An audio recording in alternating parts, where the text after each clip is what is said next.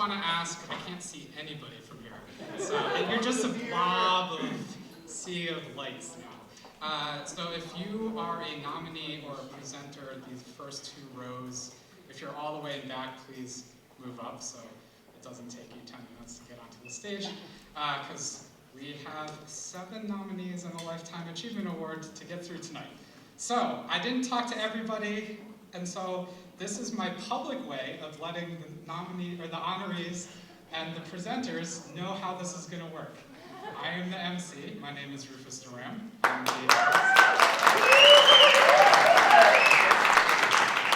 the Executive Director of Northwest Connecticut Arts Council.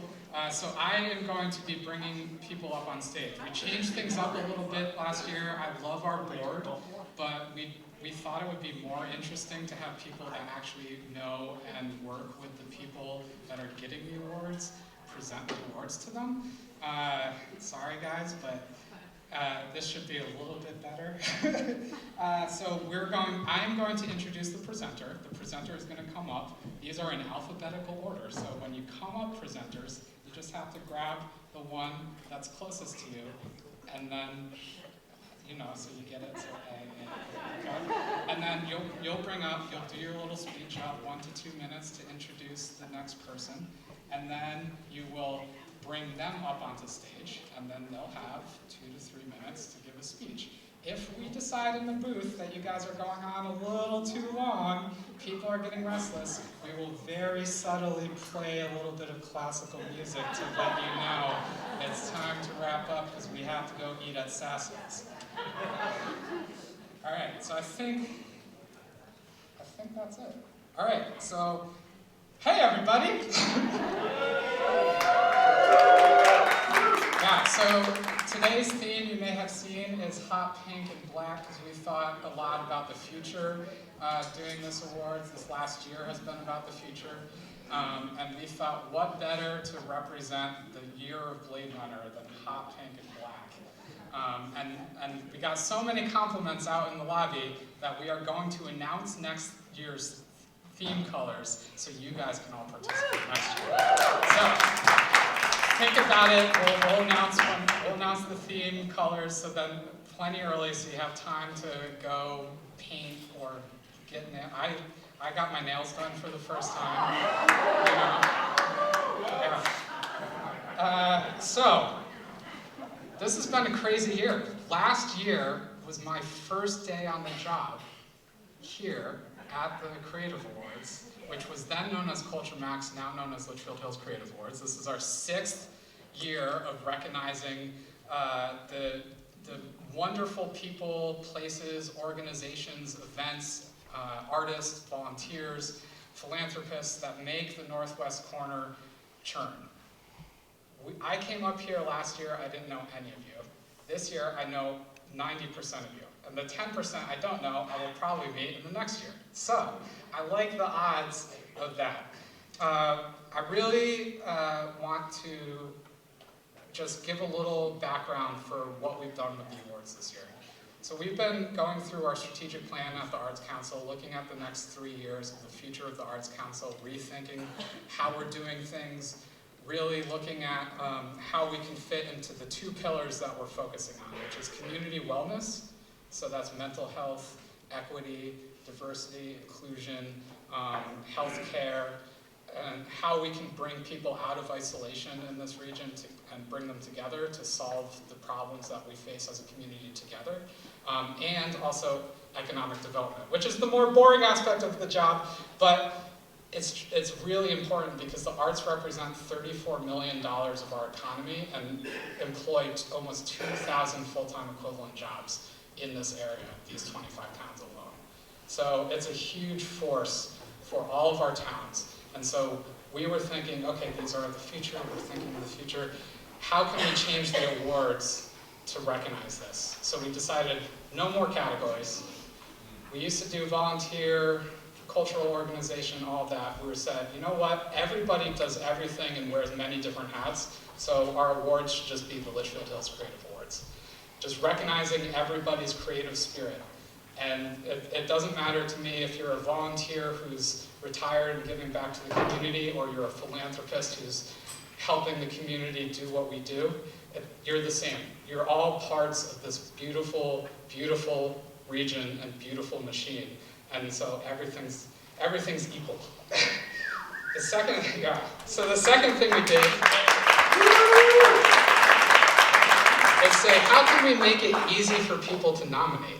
So we looked at our nomination process and said, you know what, all we need to know is who are you going to nominate and why are you going to nominate?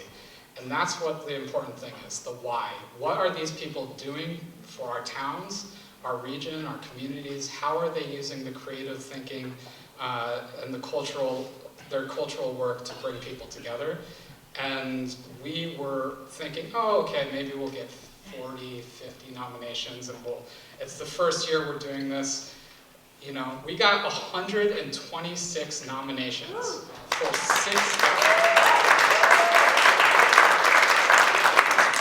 64 individuals, events, organizations, and all of that. So if you have been nominated, and there's a few in here, I just want to ask you to stand up. And if you've won a Culture Max award previously, I want you to stand up. This is not optional. Everyone has to do it. So look at all of these people, and then look at the people next to you, and think next year, who can I nominate? Who's doing the work in our towns? Who's bringing the community together? Who's driving the future of this region forward? And who is really thinking bigger than just themselves and bigger than just their town, and really like laying the groundwork. And I've seen this from my office for the last year on Main Street, just in Torrington on Main Street and Water Street alone, the changes that young creative people have been bringing into this town, and it is just blowing me away.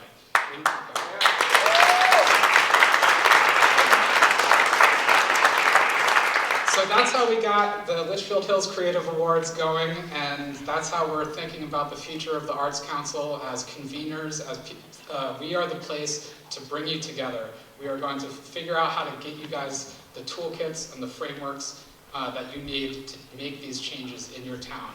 And we're hoping that you leave here with inspiration of how you can go back to your town and your community, and in the next couple months think about, what can I do? Where can I volunteer? Who can I talk to make a difference creatively and engaging with the cultural community?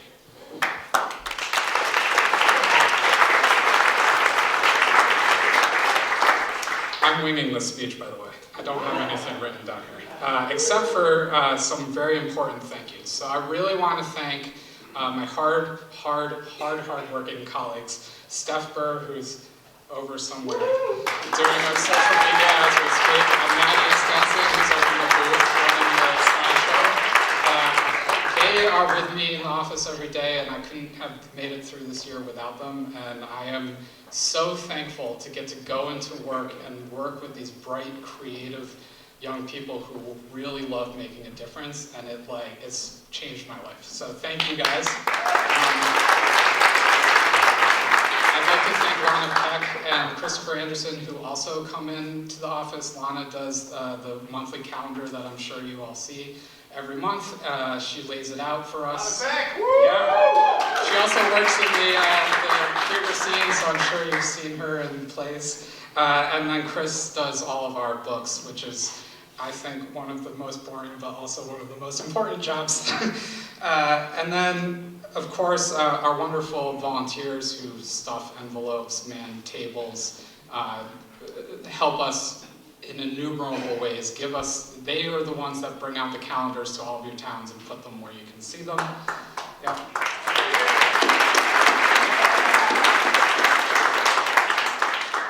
And then our board, Kathy Peck, Marge Smith, John Favreau, C.B. Wismar, Carrie Hodel, and Cynthia Hill, who I think almost all of them are here. They help us run this and keep it going.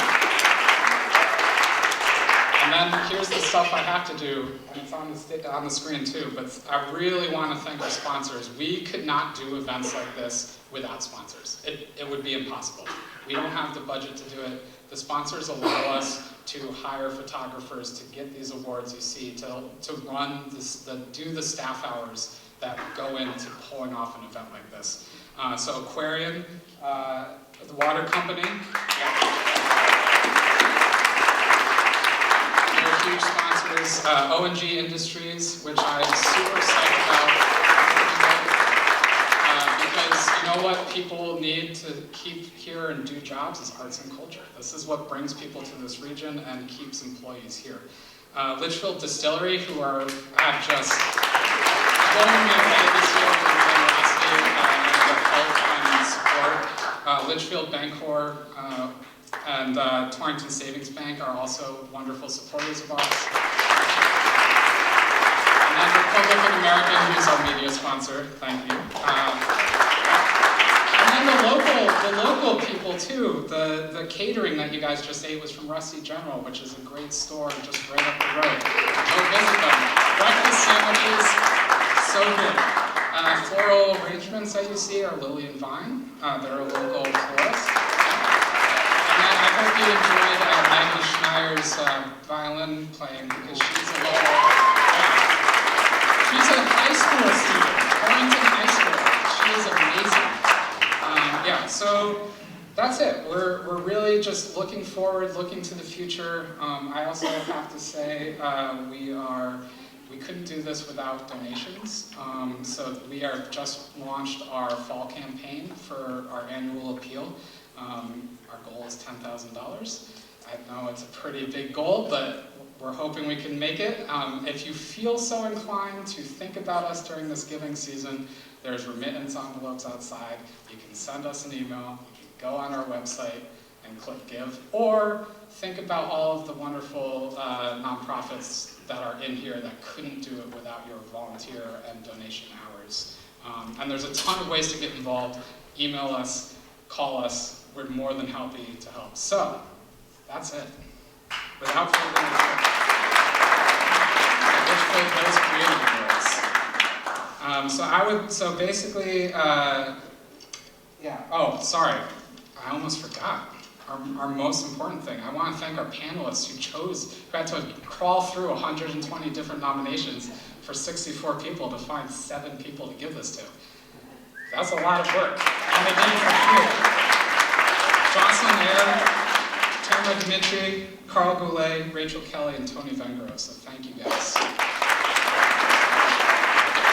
All right, so that's it for me. I want to welcome to the stage Bill and Ginny Eckert. They will be presenting the award for Eastern Nights.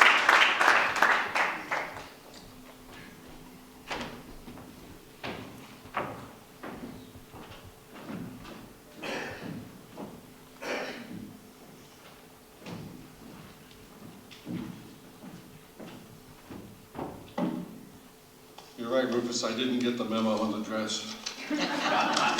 Oh well. Dr. Alicia Maltz teaches environmental humanities and arts at Antioch University in New England in Keene, New Hampshire, where she directs the Interdisciplinary Master of Arts program.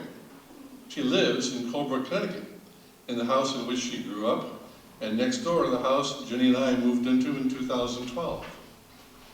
Alicia has taught at levels ranging from preschool to elder hostel, in locations ranging from the desert to aboard ships, and groups ranging from esteemed members of international commissions to tents of tinkerers. She has taught in land-grant colleges, Native American tribal colleges, and experimental colleges. She has been involved internationally in the creation of innovative environmental curriculum, such as the widely recognized Micmac biology program at University College of Cape Breton. And she taught one of the first environmental justice courses in the country. Her favorite course to teach is environmental arts and design. In high school, Alicia learned weaving, and over the years, she's collected a number of looms. In fact, too many, and too large to set them all up in her home.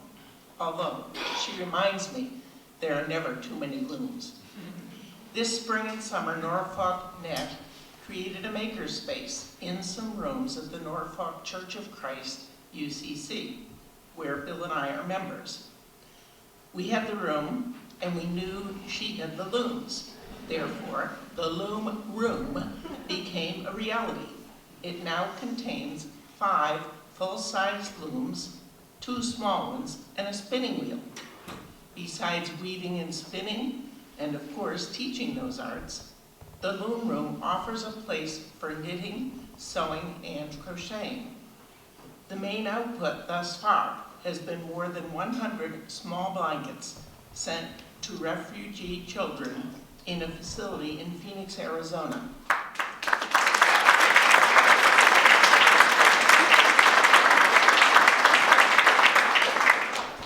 For families who have passed through the immigration process and await reunification with extended families already in the United States.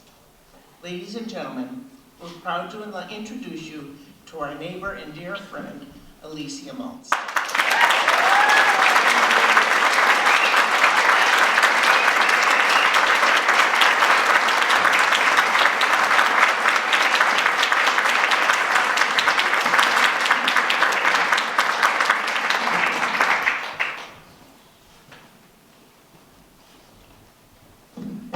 Thank you, Bill and Ginny. I'm so grateful to the both of you, to our neighbors and friends, and the community in which I belong, to the Northwest Connecticut Arts Guild for this great honor. Since this summer, we've been using fiber as a way to knit this community together. We set up a studio, dressed the looms, opened the doors to free weaving lessons every week. Most important, we began a community arts project that sparked people's imaginations. The project is premised on this very familiar experience.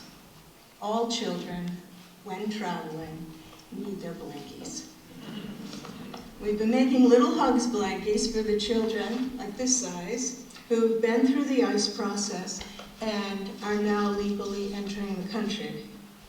Through word of mouth alone, members of the Norfolk and Colebrook community have made 120 blankets, 70 handmade dolls. The blankets are knit, crocheted, quilted, felted, woven.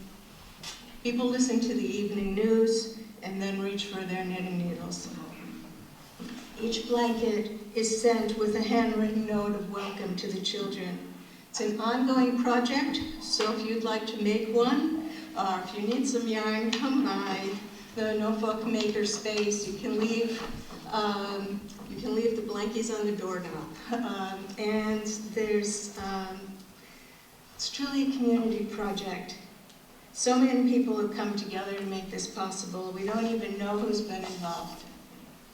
Certain people have been just extraordinary, and I just want to give a special shout out to my co-creator, Sue Williams, who's here.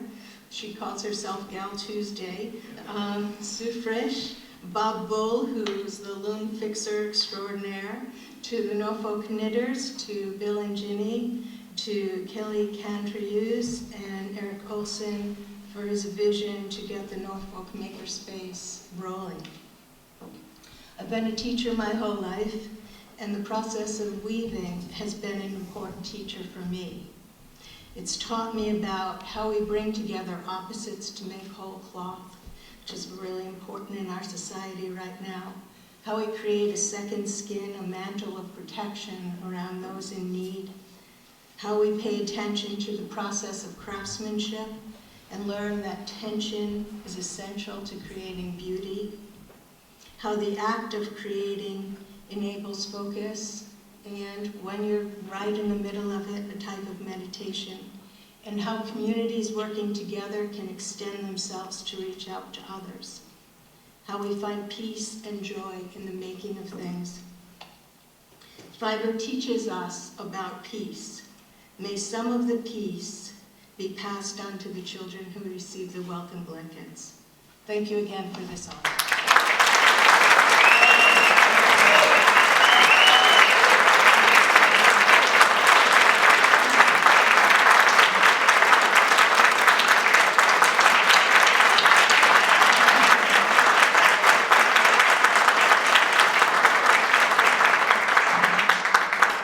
I'd like to welcome to the stage Michelle please join us.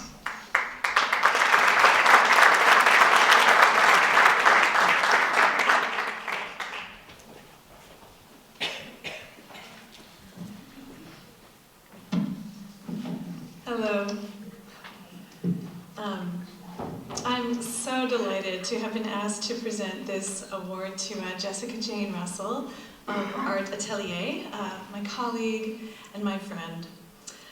The most meaningful and really fun work that I do at the American Mural Project is to seek and engage fabulous teaching artists for our developing programs with children ages 5 to 25 to 95.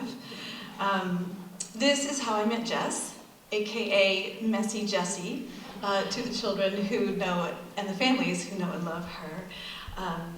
So although we've only known one another for a short time, from the moment I met her, I knew Jess was a kindred spirit. Her therapeutic belief in meeting children where they are and respecting their dignity and their autonomy is ever present in her work as an art educator, as a business owner, as a teaching artist. Jess is wholehearted and she is generous. She is simultaneously possessed of both a great kindness and a sharp intellect. She values and teaches the process of making art versus the product. And in so doing, she helps children and teens get messy and celebrate the experience of their artistic discovery. One of the attributes that I admire most in her is that Jess is a hungry educator.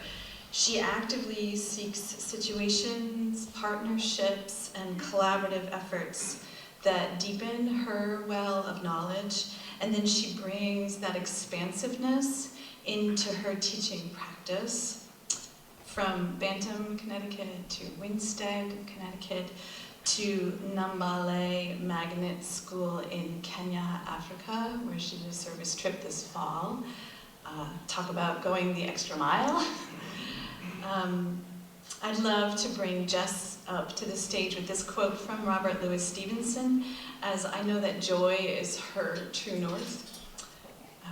Find out where joy resides and give it a voice far beyond singing, for to miss the joy is to miss all. So come listen to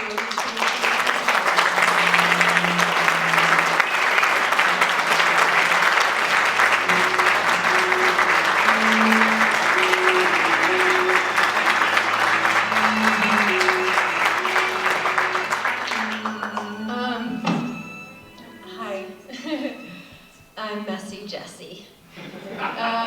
That was my nickname starting in high school. I used to cut class to go to the art room.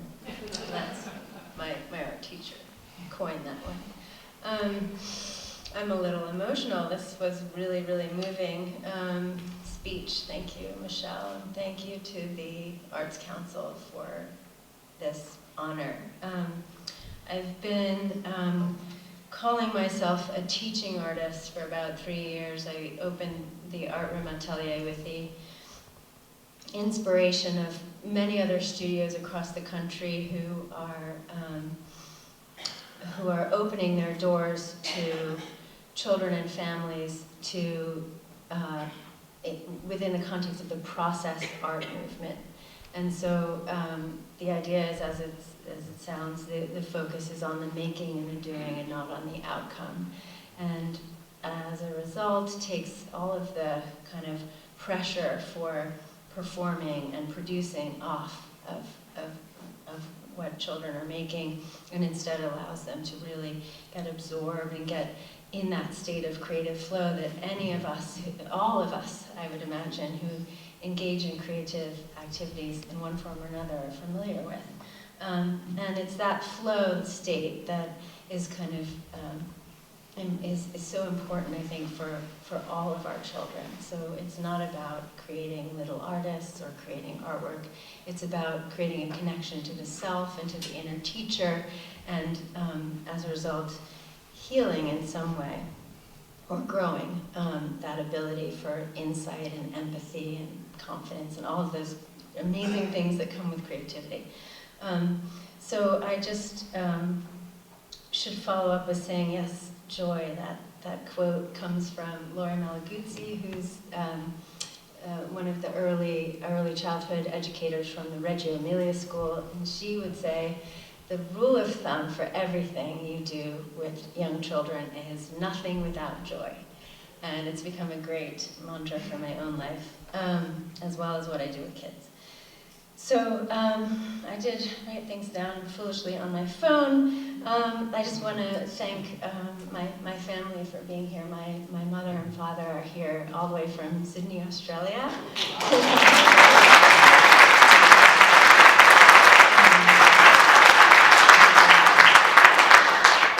My two daughters are here, Sophie and Lillian. I just want to, okay, no, I'm gonna not cry. Thank you guys for being here and for always being by my side and for being my greatest teachers. You give meaning to all I do, and especially this work. I'd like to dedicate this award to parents, and especially to moms, and more especially to single moms, and to their children, for whom together they make creativity and resiliency a daily practice. So, thank you.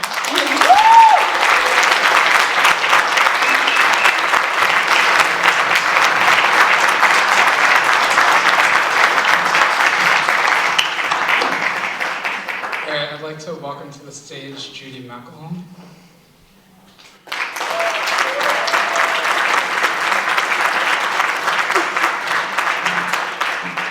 Good evening, everyone. I want to thank Rufus and Steph and Maddie for all they do for all of the arts in Northwestern Connecticut. I want to thank the Warner Theater for having this wonderful theater for all of us.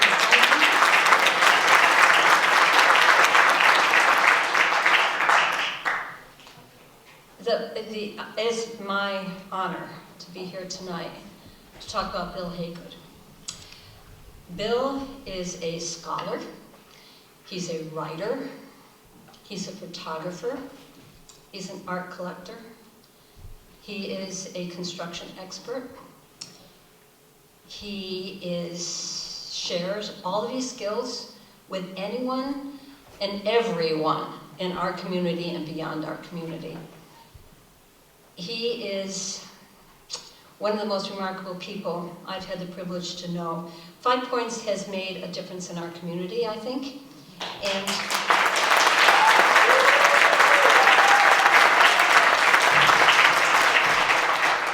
And that is due in no small part to Bill Haygood. In fact, Bill Haygood hooked me into this thing early on. And sometimes I curse him for that, but it was Bill who is a connector of people. Bill reaches out to everyone. He has no, I would say, basically he's just a very open, caring person to everyone he meets. I have met some remarkable people through Bill. He brings people together in a way that makes everybody feel valuable. He is, one of the things I'd like to talk about is he's also an art collector. Okay, Bill's an art collector on a budget. We can all be art collectors on a budget. He sometimes barters for the work he gets. He picks work he likes, and he helps artists by doing that. That's only a small part of what Bill does in our community. He's part of the Torrington Arts and Culture Commission, has been, I think, since I've been involved. And he's also at the Torrington Historic Preservation Trust. He is very active in many different institutions in our city, quietly active. Bill's one of those people who walks the walk, he just doesn't talk the talk. I don't know how many ways to say how valuable Bill has been in the building of 5 Points, literally. In the early days, I remember we said, can we hang anything off the ceilings? Because we do that these days. And Bill would say, yeah, and I'm thinking, oh. And now when we want to have some, and actually next year an artist is bringing in a piece that's 250 pounds, and I said to Bill, can we do this? And Bill said, we can do this. Bill's never said we can't do this, but I know Bill will make it work. I don't know how many more ways I can say how valuable this man has been to our community since he left Santa Fe in 1999 and came to Torrington. What Bill has done and the people he connects and his genuine goodness is something that makes me very proud to ask him to come up today.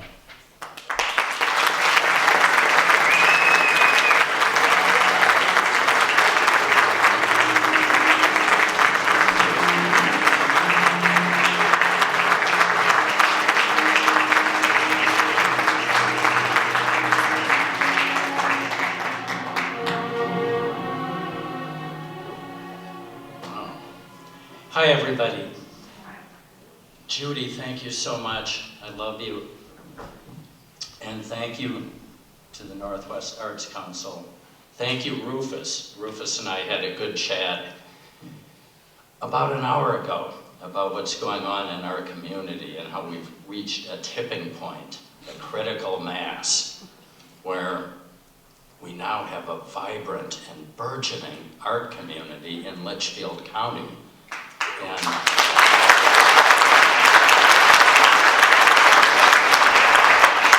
I gotta say, 2020 is gonna be the annus mirabilis, how is that pronounced? It's gonna be a miracle year in Litchfield County with the mural project and the campus and all the other things happening around Torrington, Winstead, and elsewhere in the region.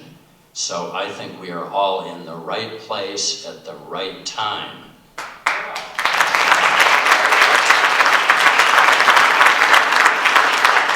And what a miracle that is, to be in on the start of creating a vibrant, life-saving, caring, involved community. When I moved here from Santa Fe, there wasn't a lot going on. We had the Nutmeg, the Warner. We had Artwell flying the flag of art. And not a lot of support. And I started looking around to identify who was doing what and got involved with whatever I could find. And by God, after moving here from Santa Fe, where we have 250 art galleries, it was kind of a shock and an adjustment. And I pretty quickly became fiercely committed to doing whatever I had to do to connect with people, like-minded people who cared about the community, who loved this region, and wanted to see this a rich, supportive, inclusive community for young, old, artistic, non-artistic, for all of us, everyone in the community, so that we could be here, support each other, and have a rich and mutually involved life. And I think we're getting there. I think we're most of the way there at this point. I don't think I've been more committed to anything in my life, more fiercely committed than I have been to this community. With the exception of my son Harry, I have to say. And I feel so incredibly privileged to be out in the lobby and realize that I know 90% of the people in this room through one connection or another. This quest, this journey, this adventure that we're all on has brought me back to life, and in turn allowed me to help bring this community back to life with many, many other wonderful people, who a few of whom are being recognized here tonight. I'm sorry my friend Ed Jaffe cannot be with us. And I'm glad Lynn is here tonight. We've worked together. So I thank you all for being here. Let's keep this going, guys. This is the best thing around.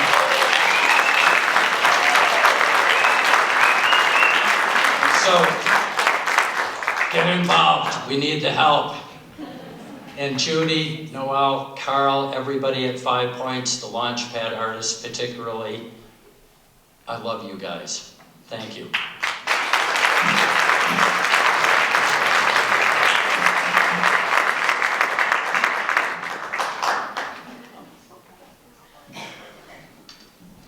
All right, so the next honoree is Ed Jaffe, and he cannot join us tonight, but I'd like to welcome to the stage Marty Connor, who's going to say a few words. And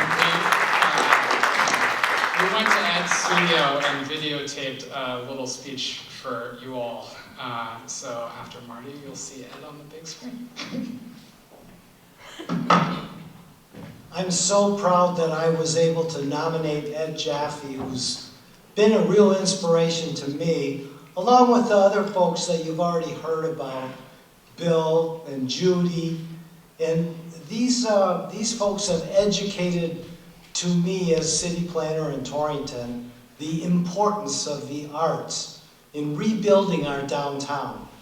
The arts, the entertainment, the restaurants. Those are the things that we're going to rebuild Torrington with, and we are.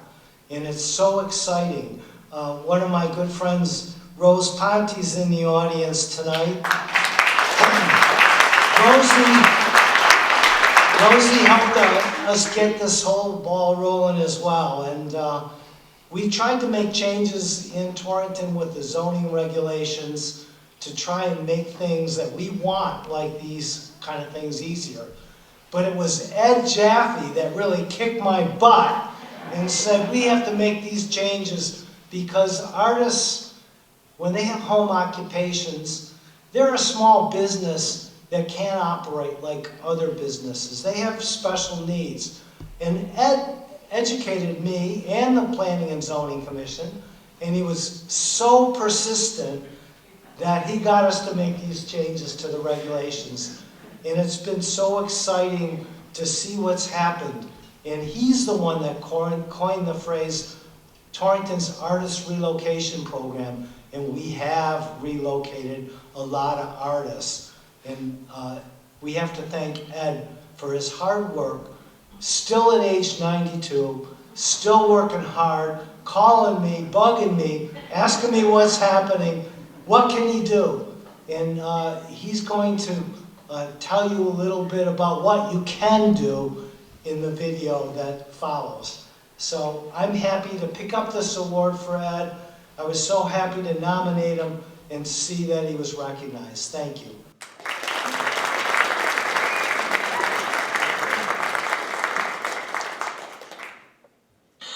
Okay, first of all, I want to thank you for the award. And it becomes obvious as this body falls apart that it's difficult to come on stage, so we're doing it this way. The Artist Relocation Program started when I moved to Torrington and found a gap in the zoning. You could not use more than 25% of your property for a studio. And for most artists, that's a ridiculous premise. So we started talking with Marty and approaching the zoning people about making a zoning law that is more adaptable to a working artist. We now have the only zoning that I know of where a working artist midterm can come into the city, find a commercial or residential property any place on the city map and convert it into a live and work situation. Nobody has got that.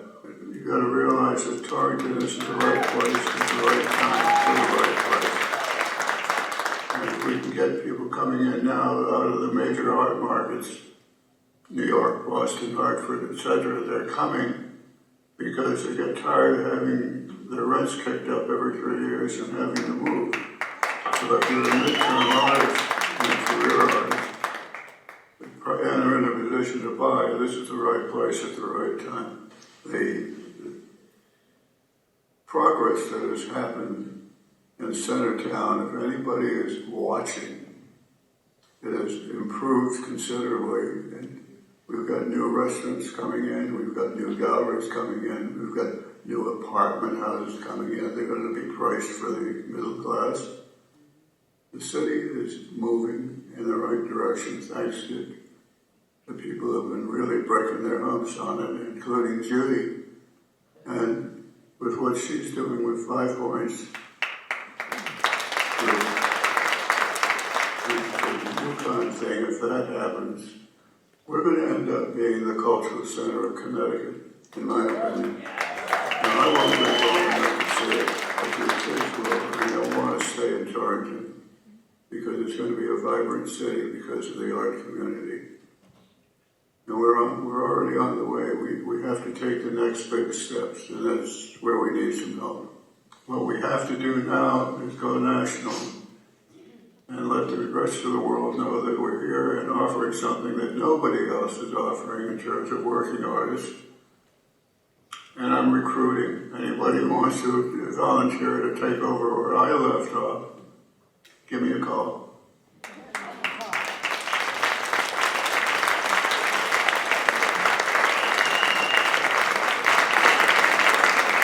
He means it too. He wanted me to doubly check that. If you in the audience right now are like, that's something I want to be a part of, you can contact us, you can contact Marty, you can contact Ed. It's happening here. All right. I want to introduce Jocelyn Eyre, who's works at the Northwest Hills COG and is one of my true mentors for this year of what we can do as a community together. So please give Jocelyn a really big round of applause.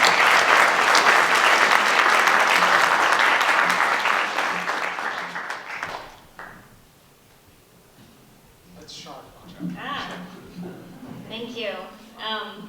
So I am very pleased to be here tonight to present the Litchfield Hills Creative Award to Evan Dobos, who is founder of Civic Lift.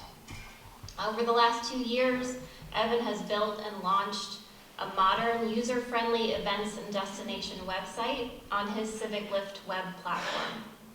How many of you, and it doesn't matter how many of you raise your hands because I can't see you, but how many of you have visited discoverlitchfieldhills.com over the last few weeks to find out what's going on this weekend, where the new restaurant is that you should go to, or where the next new hike that you're going to discover is? I know everyone raised their hand, but if you didn't go to discoverlitchfieldhills.com, this is one of the platforms that we hope will help do what Ed was just talking about in terms of introducing a much wider audience, even the world, to all the amazing arts and culture that is going on in our region. The DiscoverLitchfieldHills.com really does showcase Evan's partnership with the Arts Council. All of the events from the Arts Council's site show up on Discover Litchfield Hills. And there's a Discover the Arts page specifically on the site which highlights the region's arts and culture assets and directs visitors back to the Arts Council website. Evan has done this not for profit, but because he loves this region that he grew up in. He believes in its potential, and he doesn't hesitate to give it his all. Evan is also part of the team that puts on the Black Bear Americana Music Festival. How many folks?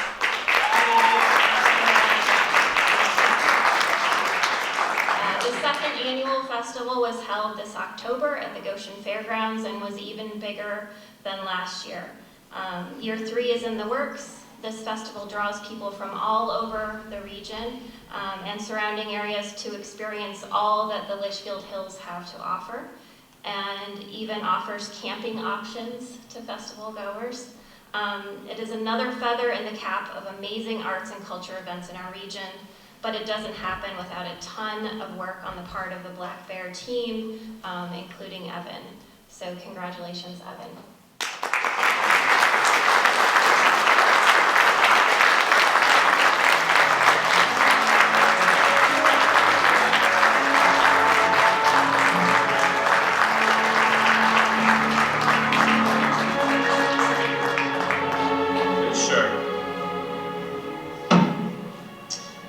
Well, geez, thank you. Thank you, Jocelyn, so much.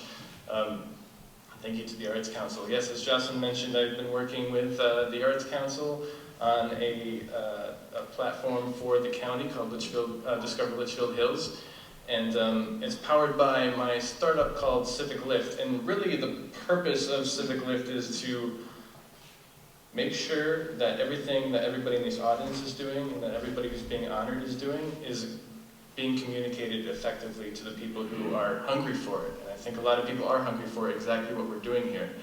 I think the region has dropped off, or has always had problems with communicating these things. The narrative is incorrect about how there's not much going on in Litchfield, but if you actually collect it all, put it all into one spot, and then feature it on a site like Discover Litchfield Hills, it's amazing what's happening here. So I've actually been able to work with a lot of the creatives from the area, hearing more and more about the projects. I was actually just at the bar outside. I met somebody new and heard about a project I've never heard about before, and I want to use the platform specifically to promote his work. I think there's so much here to do, and all we have to do is make it more accessible. And as many of you said, the time is right, and I think it's going to work out for the region really well. So I think a big part of my creative process, let me just get my notes here. I wrote my notes on the receipt of the restaurant we just ate at, because I'm being honored for creativity and not necessarily organization. So it's okay, I can get away with that here. And I'm also not being honored for public speaking, which I'm sure you're picking up on here. So a big part of my creative process is independent work. It's kind of lonely. I'm behind a computer. I'm thinking of these things by myself, and when we put it out there, it's nerve-wracking, and I'm sure a lot of people who are being honored tonight can relate to that aspect of it. And to have public recognition for something that, for work that I've done primarily in private, is very meaningful to me. So thank you very much for this again. And of course, please clap for this if you can agree with it or relate to it at all. But creative work can't happen without the support of others, right? And I mean that both professionally and personally. And professional support that I've received was people like Jocelyn, people like Rufus and the Arts Council. You guys are catalysts for the work I'm trying to do and the work I lose sleep over in a good way, and the things I'm really passionate about. So these catalysts that are here are, and there's a lot of them, and Judy's one of them. 5 points. There's so many of them to mention. There's not enough time now, but our region is full of support for this kind of stuff. So I think that's why you're seeing this kind of activity and events like tonight. And on the personal side, the personal support, my wife Robin is right there in the audience, and she gives me plenty of that personal support. I've turned our storage shed on our property into a office. That's actually the Civic Lift headquarters. It's a shed in the backyard of a Bantam house.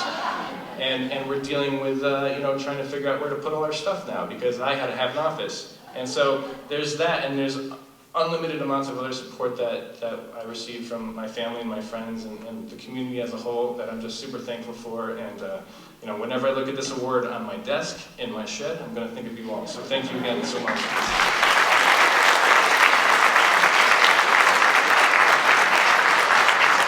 One more note. I think Rufus said this is the first time he's worn nail polish, but you're rocking it, and I don't think it is his first. Okay, Conway. I used to rock nail polish in 8th grade. I also have blue hair, so. So I am actually the next presenter. So I want to tell you guys a little story about moving up from New York City back to my hometown of Kent. And we did it, my partner Emily is in the audience somewhere, we did it over several trips in a car, over several weeks and months, and moving all of our stuff from our tiny New York apartment to this house, and we were like, we don't know what to do with all this space. And every time we passed by Bulls Bridge in Kent, which I live right up the road for, we would see this sign for 5 Senses Festival. We kept being like, what is this 5 Senses? Like, is it, like, what is this? Like, this is interesting, but we missed it. We were too late moving up here to go to the first edition. So then I get this job. And then I'm like, oh, I'm gonna figure out a way to go to 5 senses because it sounds cool. And through my work, I got to meet Itamar and Hannah and Kirsten and all of the people from Polopolis who put on this amazing festival. And I got invited. And Emily and I dressed up, we went, and we had the best time listening to Bela Fleck and Abigail Washburn about as far from me as like basically this, which is I was like, what? I'm in Washington listening to these world-class musicians this close, having just eaten local food and drank local beer and hung out at this beautiful artistic space and had this lovely time with the Polopolis dancers. They had us all put on those masks. I think there's actually a picture of me blurred out. You can't see me, but I'm in there, of us wearing masks. That was that thing. They put on these masks and they started playing, and then you open the masks. And I think Abigail Washburn's sitting on Polopolis dancers as if they were a throne, and they just bring her onto stage. And I was like, what is my life right now? So it has been truly my honor to get to know the Polopolis team and the 5 Senses team, to advocate on their behalf for their continued existence in Washington. And I think it's one more of these things that I brag to all of my friends in New York about how glad I am. They all like, why aren't you coming to visit me in New York? I'm like, there's too much to do up here, man. You gotta come up here. So I'd like to bring Itamar to the stage to receive this award, and it really is my honor to present this to them tonight, because I think they are setting bars for this entire and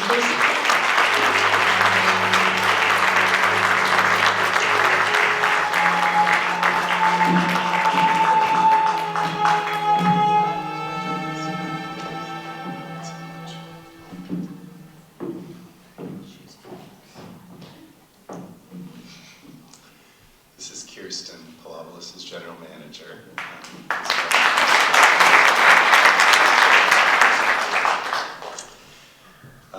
Thank you, everyone. Thank you, Rufus. And thank you for the council for this incredible honor. You know, if we've learned anything in the last 15 years at Polopolis, it's that truly great things only happen by accident. And great accidents can't really happen until people are together, close enough to trip or spill or do something that changes what was planned. And that thing that happens suddenly opens up a window to a whole nother way of fun or intimacy or humor or whatever it is. Our job is really just to assemble all of the forces in one place that would make it most likely for an accident to happen. And that's really what we do. We think, who would be the people here that would be willing to go into a situation where we're really hoping for a lot of accidents?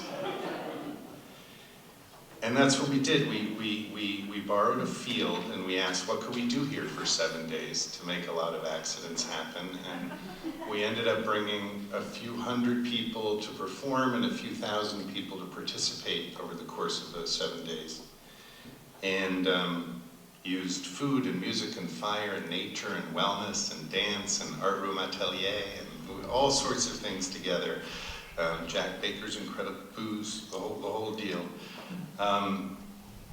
And a lot of really beautiful accidents happen, and in a way that really made you feel like, wow, this is an incredible community. I want to just say thank you, first of all, to Stephanie and Tim and Gracia, who basically took a piece of land on their farm and said, we just want this piece of land, these 40 acres, to just be about culture and art.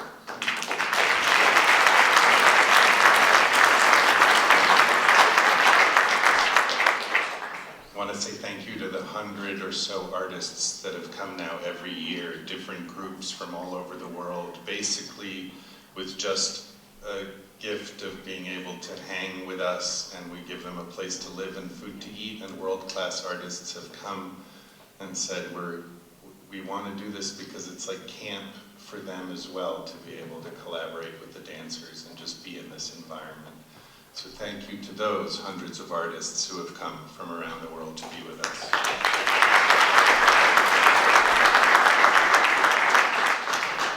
And a big reason they come is because everything related to the festival involves the artistic work of Pilobolus and the dancers of Pilobolus, so that when you see a concert, the dancers have somehow involved themselves. When you eat something, the dancers have somehow thrown themselves into the soup. And when you see fire, somehow the dancers are holding. So there's a real feeling that you have a cast of characters that's taking you through all of these different experiences over this time. And they become a familiar cast of characters, and without them it would really lose so much of its quality. And of course the artistic directors and staff who make that happen. But I think the most incredible thank you goes to the community of people who attended. Because I think today, gathering live is the most important thing we need to figure out.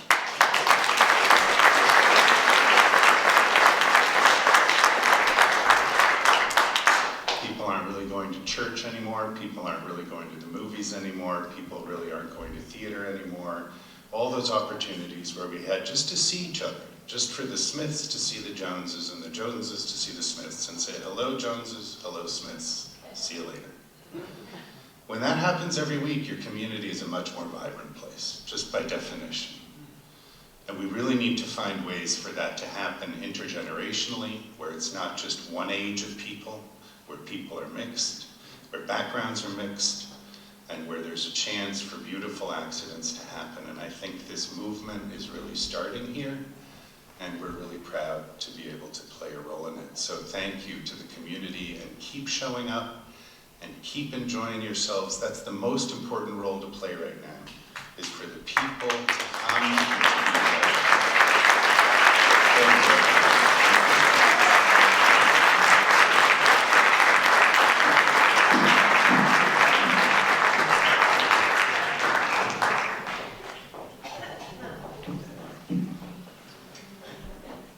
All right, so I'd like to welcome to the stage Catherine Ray.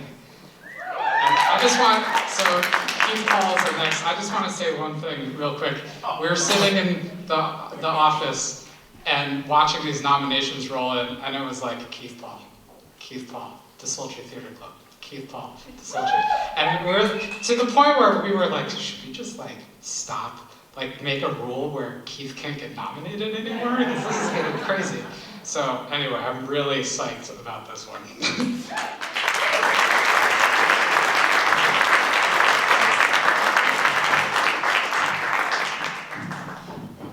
I promise I won't impale myself on this. That's sharp. Oh, wow. So I like to think of myself as having the mind of an entrepreneur, but the heart and soul of an artist.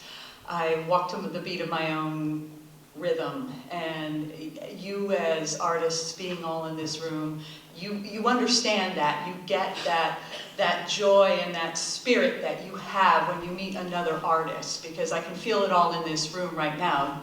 You agree? Yes? Yes. So the first time I met Keith Paul, I felt that same rhythm, that same beat, that same, okay, this is another artist just like me. Oh my goodness, I'm not alone in the world. I didn't fall in love head to toe with Keith Paul until the day I called him. I was directing a show called Alice in Wonderland at Naugatuck Teen Theater, working with a bunch of youth, teaching and directing. And I said to him, look, I want to do something really different. And I would love if you could come on board as a mentor and move the sets around. And he's like, absolutely. Without hesitation, he threw himself in head to toe, because again, another artist. And wow, I'm going to just do something because I want to spread the love of theater and arts with the youth of today. What I didn't tell him was he was going to be on stage wearing a Viking helmet and eating a large bucket of chicken the entire time. And of course, when I did tell him that, I think I told you that when you walked into the place, didn't I, when I handed you the Viking helmet?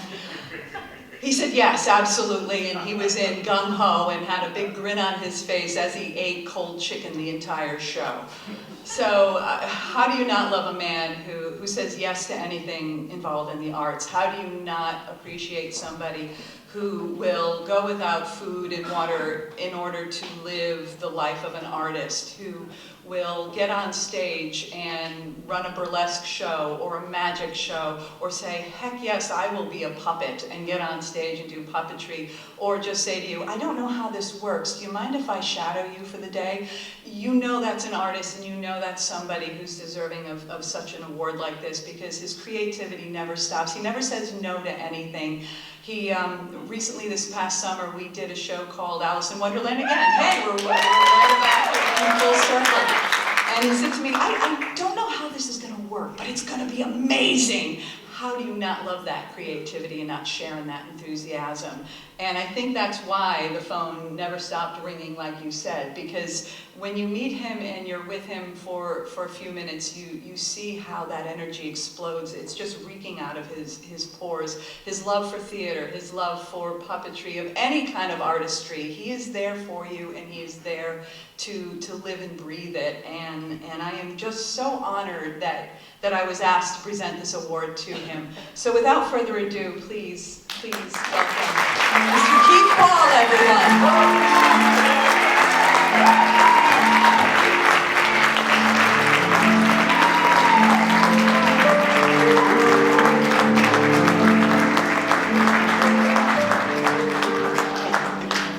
This is sharp. Oh man. I can't think about that. I should say some words. You guys are crazy. I mean, I'm not going to poo-poo what I do, but I mean, there's some really wonderful people involved. There's some really wonderful people that were nominated. I'm just kind of floating through my life. I mean, to come upon the Warner, you know, when I was 18, and to be here for so long, and to be able to transform myself, to have a gem like that right here in the heart of downtown Torrington. I didn't feel like I had mentors in high school. I didn't really, I don't know. I just kind of, I'm doing my thing. And I find something that's exciting to me, and I try to piece things together. I find an artist, I find a venue. I mean, we're all supposed to be here working together. You know, you want to talk about vision. You want to talk about communication. You want to talk about, you know, just community. And how we all need to work together. You know, it's great that, you know, every 10 years or so we have this great, like, woo, there's so many amazing things happening here in Torrington, and then it slips through our fingers, and then every time it happens, and part of me is a cynic, and I want to laugh, and I will make jokes. I'm kind of sick sometimes. But I want to believe, this is my hometown. I grew up here. I mean, I know so many people here. You know, and I want to believe. And I also want to be a bit of a dick. But I couldn't do it all without any of you that support any of the crazy projects I get involved in. The Arts Council and their eternal love, and Amy Lynn, who really got me, like, focused. You know, it was one thing, you know, starting doing theater here when I was 18 and being like, oh, this is fun. And then it's something else when you realize that you've become something else and you want to share it with people. You want people to be involved. And you don't have to love everyone, but we're all here, and we should all, you know, continue to work together and, you know, hope for that foot traffic, hope for those great new places, hope for something that you see Torrington to be. And, you know, it's crazy. You know, we're surrounded by so many people that don't give a crap about the arts. But a lot of people do, and you know, I want to believe in you too. So thank you so much to Kat for coming up there and doing that. And then, thank you to my family, you know, my mother and my grandmother for constantly putting up with all of my craziness. You know, to everyone that's been by my side, Jameson Willie, Jason Truby. You know, years ago, back when Artwell was so vibrant and so wonderful, and I was like, oh man, I've got this great idea. And they were like, hey, come here and do this. And I didn't have to okay it with a board, or, you know, I mean, there's so much red tape just wanting to go in and do a project with people some days. But some people are really willing to find their way to come together, community. And I want to believe in that, at least tonight I do. So, thank you guys.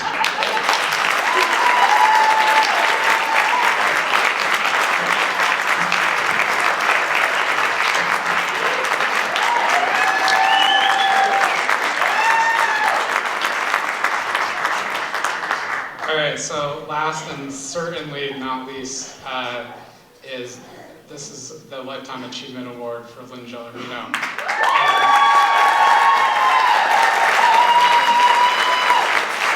I bring Brian Mattiello up to look for the award, I would like to say just a few words about Lynn, because this whole region is secretly and not so secretly run by a lot of very powerful women. And I am blessed, more than I can say, to have their mentorship, especially in this last year of me trying to figure out what the heck it is that an executive director is supposed to do, and how do we do this, and how do we do that. And I am right down the street from Lynn, and I could call her up and be like, Lynn, this just happened to me, and she's like, don't worry. It happens to all of us, and you'll get through it, and this, and this, and this, and do this, and try this.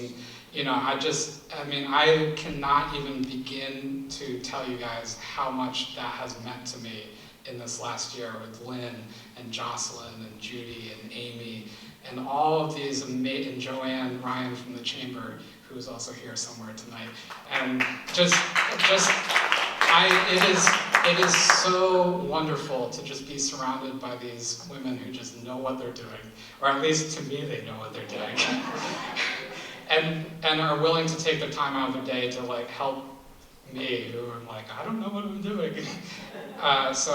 This really, I'm so thankful that our board just unanimously was like, yep, Lynn's the Lifetime Achievement Award winner. Not even a really big discussion, just they were all like, yep, it's Lynn. Anything else? And I was like, well, this is supposed to be a lot longer of a meeting, but I guess that's it. All right. Enough about me and my board. I want to bring up Brian Mattiello, who's the board chair of the Warner Theater.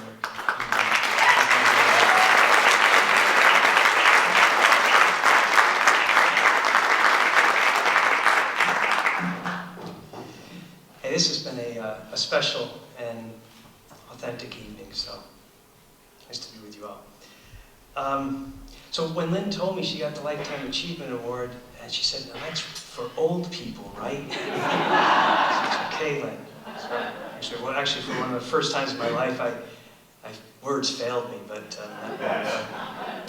hey, everyone in this room knows that the single most important thing for the arts is an artist, one who wants to tell a story. The second most important thing is an audience.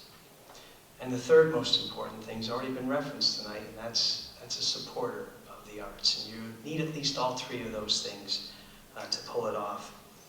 With respect to the first, the artist, Lynn has done some drawings, but that was in grammar school. She's done some acting, but that's only when she's in really tight spots.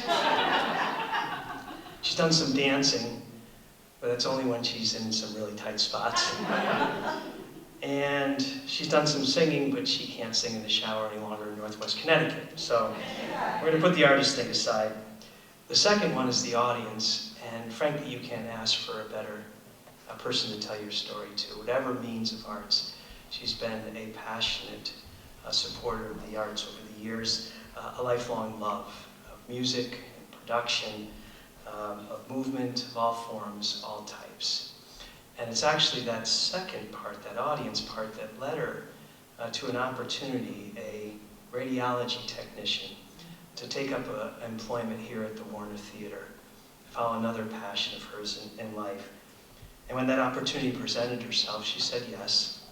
And she graduated at that point from both an audience member to a true supporter of the arts. At first, Lynn brought to the Warner all her passions, but a skill at grant seeking and a skill at public relations and audience development. Then came a moment in the theater's history when this theater needed something more. And was asking something more of her. In fact, it was a moment where the community was looking for something more and called upon her. It was a time of need for this theater 7 years ago, and it was a challenging juncture in its history. With the credentials that were different than any other executive director or person who held that position prior, she proved to be the right leader at the right moment with all the right skills.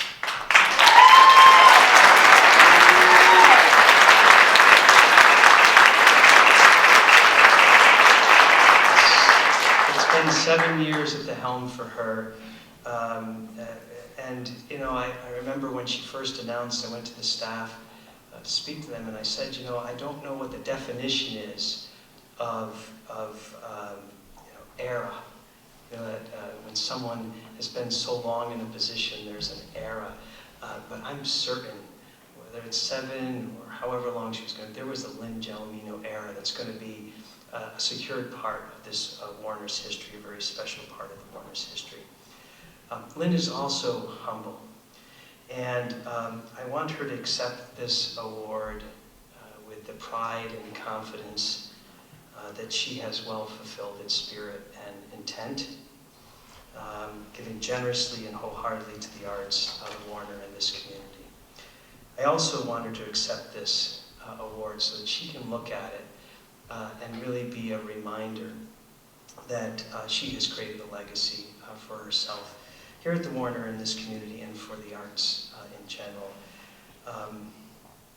This has not been work for her.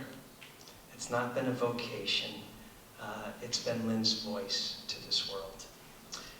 And in that sense, Lynn, in 7 years, you really have done a lifetime's worth of work. The arts matter, the Warner matters, and Lynn matters to both, and she also matters to me. I love you, Lynn.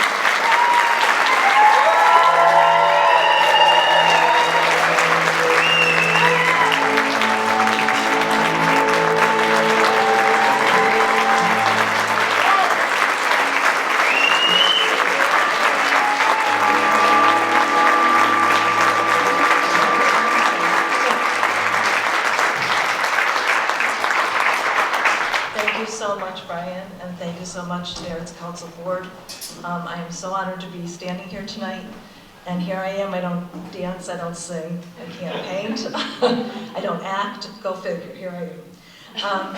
But what I have done is I've worked in this beautiful place for 20 years, and I've been on this journey with the most amazing co-workers and cohorts. What it's led me to is it's allowed me to meet and work with local artists and artists across the state, to host and present artists from around the country and around the world. And if I had to say that the arts enriches my life, it would be a gross understatement. They've made me laugh, they've made me cry, and sometimes they've left me completely awestruck. And thank you all for doing things like that for me.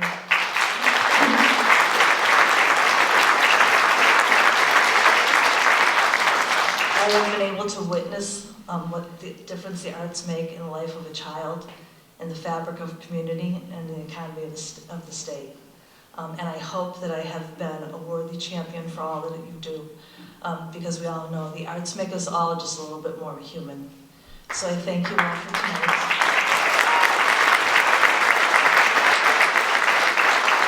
And I thank you all for what you do every single day. Thanks so much.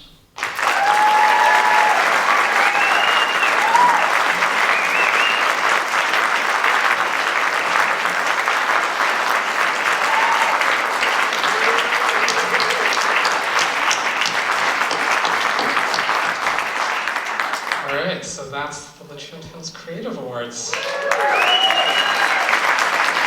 want to thank everybody for joining, and I just want to ask the winners in a few seconds to come up on stage. We're going to take a group shot with your awards, so bring those as well. And I know they're sharp, but we wanted everybody to have something to fight the potential zombie apocalypse with.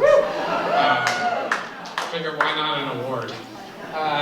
So real quick before we go, I just want to point out that our next event at the Arts Council is something pretty special for us. We've been doing, starting this year, we took what was Culture Mix and turned it into Arts Night Out. And it's every other month. We partner with local organizations, businesses, and we bring usually like 60 to 80 people from all over the region to a room to talk about creative things, how we can creatively solve problems, also have a fun time. And so we were thinking, in the spirit of giving and in the spirit of the holidays, what could we do as the Arts Council to give back?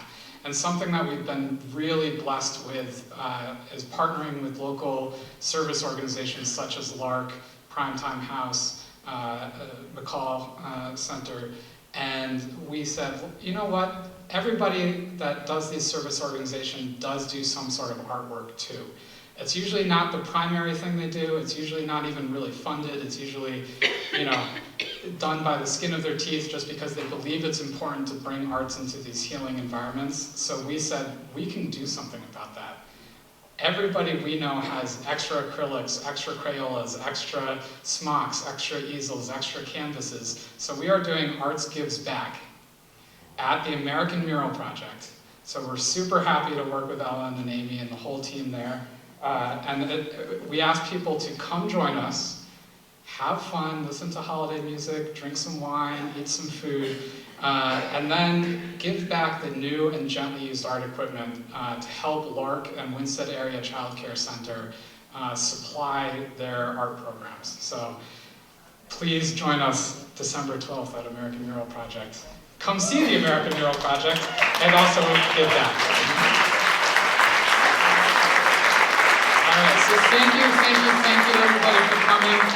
Please go home tonight inspired, go home thinking about community, thinking about the arts, and we hope that next year we have more than 200 nominees and our jury pulls their hair out trying to figure out how they're gonna honor 7. So go home, be creative, and be joyful. All right.